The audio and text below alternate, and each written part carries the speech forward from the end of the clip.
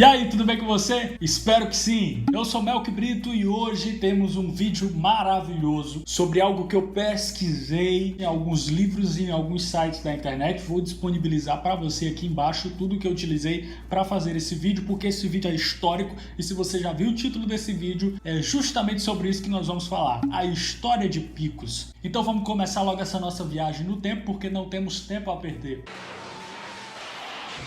O Brasil foi descoberto em 1500. Parece que nessa região aqui que a gente habita era antigamente habitada pelos índios Icós e os Acaroás. Aí os portugueses inventam uma coisa chamada de expansão colonial portuguesa, que é o quê? Começar a povoar o Brasil. Eles começam a avançar do litoral até o interior do Nordeste. É lógico que não era simplesmente povoar. O objetivo maior disso tudo era encontrar minérios preciosos para eles poderem revender e continuar com as suas riquezas lá nas Europa, como dizem aqui. No período dessa expansão, foram instalados vários empreendimentos feudais. E aí você tem apropriação de terras, escravização, expulsão e massacre dos índios, que já viviam em guerra e muita guerra também. Então era guerra por guerra e era todo mundo na guerra naquele tempo. Mas com esses empreendimentos feudais, esse avanço, Portugal começava a criar forma no controle das terras. Isso garantia para eles esse controle. Conta-se uma história de que em 1700, alguns padres da Companhia de Jesus estavam andando por aí, dando um belo de um passeio, e passaram aqui pela região de Picos e colocaram uma cruz num lugar chamado Tanque, que depois receberam o nome de Fazenda Curralinho. Guarde esse nome, Fazenda Curralinho. Esse lugar que os padres jesuítas colocaram a cruz ficou conhecido como Cruz das Almas. Os portugueses, por onde passavam, viam um lugar legal, construíam várias fazendas, e aí eles vinham com vaqueiro, vinham com escravo, negro e índio, e aí formava uma pequena população ali naquela fazenda. Nesse tempo havia uma coisa chamada de sesmaria, que era o quê? Tinha uma terra improdutiva, aí o pessoal dava a terra para quem ia produzir. Se não produzisse, a terra era tirada da pessoa, então a pessoa tinha que produzir. Era um tipo de reforma agrária. E é claro que isso incentiva a formação de mais fazendas. Mas em 1760, as sesmarias foram canceladas. Isso afetou muito, principalmente na região do Nordeste. Os pampas gaúchos, por exemplo, superaram o sertão e o Piauí na pecuária, nas fazendas de gado. Lá estava muito melhor para se criar uma fazenda do que por aqui. A mineração do Sudeste superou a agroindústria açucareira daqui do Nordeste. Nesse período, a região de Picos ficou quase que num vazio demográfico e econômico, mas bravamente sobrevivemos a isso. No século XIX, que começa em 1801, você tinha aqui na região populações pouco densas, algumas fazendas que eram unidades familiares de produção, isoladas num território de mais ou menos 15 mil quilômetros quadrados. Era muito espaço, fazendas bem isoladas umas das outras e a comunicação naquele tempo era caótica.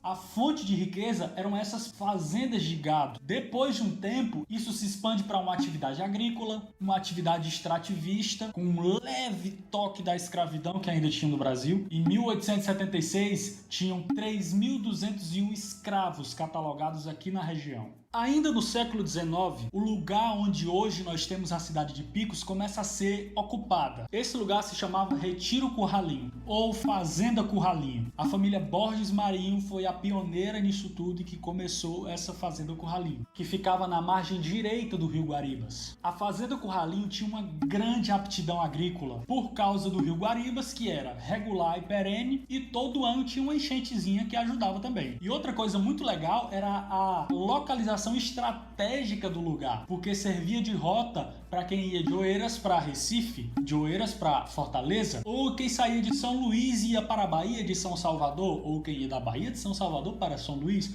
tudo tinha que passar por aqui. Uma localização maravilhosa, até hoje. Grandes expedições aqui no Brasil para fazer o levantamento da fauna e da flora brasileira passaram por aqui. Nesse mesmo lugar, em 1830, aconteceu a construção do que é considerado o marco de fundação da cidade de Picos, que era uma pequena capela em louvor a São José. Mandaram trazer a imagem lá de Portugal. Quando a imagem chegou, o pessoal olhou e falou assim: Mas não parece uma roupa de vaqueiro? Por causa disso, o santo não era mais São José, era agora São José de Botas. Alguns anos depois, exatamente em 1850, a imagem foi roubada e nunca mais encontraram. Desde então, a capela, que era em louvor a São José de Botas, foi consagrada ao Sagrado Coração de Jesus, como é até hoje. Mas voltando, por causa dessa riqueza agrícola, dessa localização estratégica, Picos começou a se desenvolver cada vez mais. O desenvolvimento inclusive no nome, que de Fazenda Curralinho se torna Fazenda dos Picos, depois Vila dos Picos, depois Picos, como a gente conhece hoje. No dia 11 de setembro de 1851 é criada a Freguesia de Nossa Senhora dos Remédios, que era uma menor divisão administrativa e tinha muito a ver com a Igreja Católica. A sede dessa freguesia é o povoado de Picos, e é claro que a partir daí a padroeira de Picos se torna Nossa Senhora dos Remédios. No dia 20 de dezembro de 1855, Picos agora não é mais fazenda, não é mais retiro, não é mais povoado. Picos agora é uma vila, Vila dos Picos. E 4 anos depois, em 1859, chegam as chamadas instituições estruturadoras da vida social e política. Ou seja, chegou o pároco sacristão, principal, delegado de polícia, coletor de impostos e um juiz de paz. Toda essa galera veio com sua família, se juntou com a galera que já vivia aqui e começa a se formar de forma mais densa a população de Picos. E eu quero ler para você agora uma descrição daquela época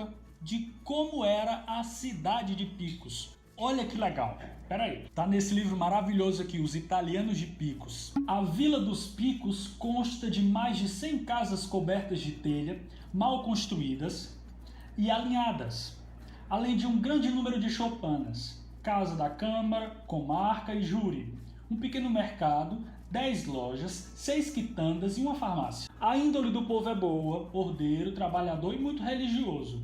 Ressente-se da falta de instrução e civilidade. O habitante dessas regiões representa o típico do verdadeiro sertanejo: frugal, que come fruta, ignorante, religioso, não raro supersticioso e ingênuo, porém sincero, cortês, de palavra e caráter, honesto e sisudo. Mais ou menos na década de 1870, já existiu o que nós conhecemos hoje como Feira Livre de Picos. Os moradores das fazendas e outras pessoas vinham aos sábados ao centro da vila, vender seus produtos ou permutar os seus produtos, assistir à missa e, é claro, saber das novidades e descobrir as notícias do que anda rolando por aí. Em 1871, chega a Picos o Frei Ibiapina, que era muito conhecido no Nordeste. Ele chega, junta a galera, junta o povão, usa da sua influência com um cofre imperial e em 90 dias constrói a Igreja de Nossa Senhora dos Remédios. 90 dias. É claro que não é a matriz que a gente tem hoje, mas é no mesmo lugar onde estava. Por que teve que construir isso? Porque precisava de um lugar mais amplo, mais bonito para receber a imagem de Nossa Senhora dos Remédios que vinha da Bahia lá, trazido por aquele escravo, que tem inclusive um filme que fala sobre isso. No ano de 1877, acontece uma grande seca no Nordeste. E aí, nesse período, Picos é inundada de retirante. Gente que veio do Pernambuco, do Ceará, do Rio Grande do Norte, da Bahia. E a galera começou a chegar e foi uma década bem difícil. Porque você lembra que Picos é uma rota muito estratégica. Então as pessoas chegavam e iam embora, chegava e ficava, vinha mais, ou às vezes saía, mas vinha mais gente.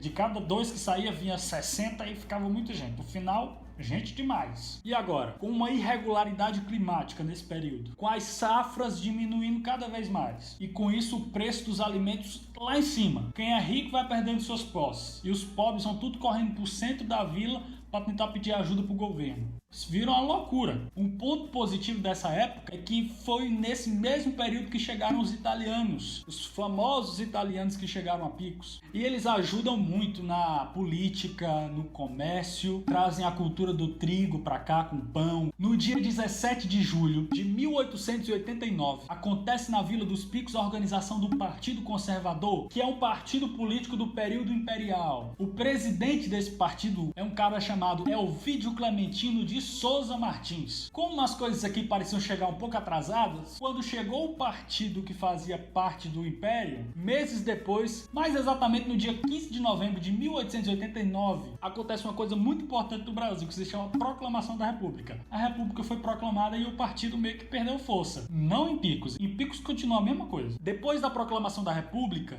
acontece em Picos a instalação da Câmara Municipal. O presidente eleito da Câmara foi o coronel Clementino de Souza Martins. Sim, é um nome parecido com aquele o nome do presidente do Partido Conservador. Sim, porque é o pai dele. No dia 28 de dezembro de 1889, nós tivemos em Picos a instalação da comarca, onde veio o primeiro juiz aqui para nossa cidade, que ainda era vila. E o primeiro juiz foi o Dr. João Leopoldino Ferreira. E veja só um dado curioso, bisavô de José Sarney.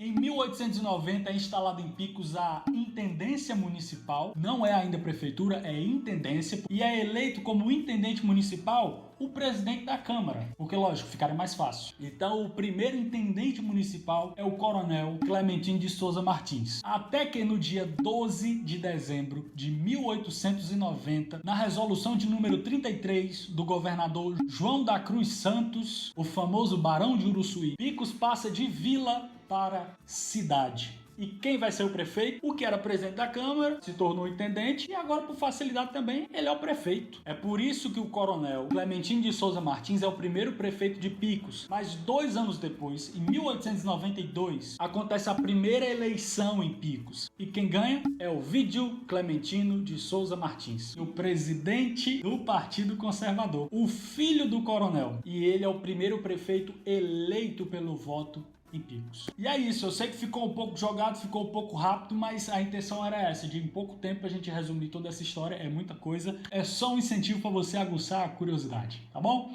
É isso, tchau, acabou o vídeo, até a próxima.